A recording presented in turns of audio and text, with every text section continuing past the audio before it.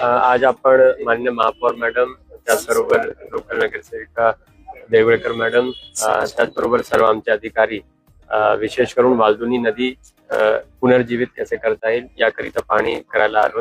त्याकरिता या ठिकाणची जी समिती आहे आणि उतेकर साहेब त्यांनी काल निवेदन दिला होता, त्यामुळे महापौर मॅडम आणि मी या ठिकाणी आलेलो आहोत.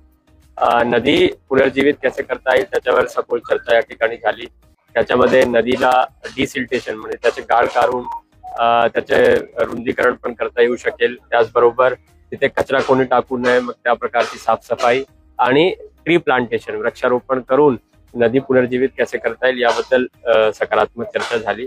त्याकरिता प्रशासनामार्फत डीपीआर तयार करण्यात येईल आणि त्याचबरोबर काही प्रमाणात काही काम आपण लगेचही सुरू करू शकतो. यामध्ये प्रशासन सकारात्मक रीतीने काम करेल. एवढंच नाही तर प्रदूषण एक महत्वाचा मुद्दा असल्यामुळे आणि वालदुनी नदी 3-4 क्षेत्रामध्ये येत असल्यामुळे आम्ही जे इतर महानगरपालिका आहे, नगर परिषद आहे, त्यांच्या बरोबरही आम्ही सहकार्याची अपेक्षा करतो.